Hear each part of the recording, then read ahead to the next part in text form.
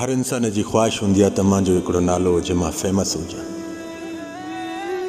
नाले जे लाइ इंसान खे वॾी तकलीफ़ ॾिसणी पवंदियूं आहिनि, मुश्किलातूं ॾिसणी पवंदियूं आहिनि, जिदोजहद करणी पवंदी आहे। ईअं नालो ठाहिणु सवलो हुजे हा न त इहे अरबपति करोड़पति जेके घुमनि था तव्हांजे आॾो, इहे गाॾियुनि में केरु क्रॉस करे विया, इन्हनि जो नालो आहे?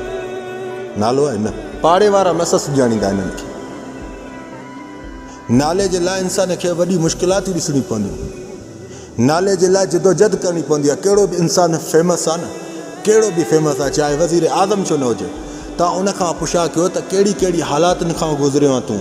ख़ुदा जो कसम जे करे चए मां ख़ुशियुनि ते चढ़ियो आहियां त मुंहिंजे सर खे कटे रखिजो। इहे फेमस इंसान, नाले वारा इंसान, इहे वॾी तकलीफ़ न आहे, अज़ियतनि खां गुज़रंदा आहिनि, जिदोजहद कंदा आहिनि, तन्हाई पसंदि कंदा आहिनि। तव्हांखे ज़रे जे बराबरि बि मुश्किलात थी अचे, ख़ुदि जो सोचींदा आहियो, जल्दबाज़ी जो सोचींदा आहियो, जज़्बात में अची ग़लति क़दम बि खणंदा आहियो। पोइ ईअं नालो कीअं ठहे? हज़ारे इंसाननि जेके करोड़पति आहिनि, अरबपति आहिनि, नालो अॼु उन्हनि जो आहे न। पाड़े वारा बि शल मस सुञाणे। नालो उहो हूंदो आहे जेको तकलीफ़ुनि मां गुज़ारे, नालो उहो हूंदो आहे जेको तन्हाई में रहणु पसंदि करे।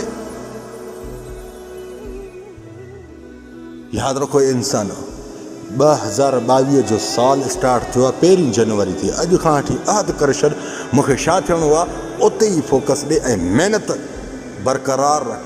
पोइ चाहे तकलीफ़ बि अचनि उन्हनि सां मुंहुं ॾे, कहिड़ी बि मुश्किलात अची उन सां मुंहुं ॾे। तकलीफ़ुनि मां हार न मञो, मुश्किलातुनि मां हार न मञो।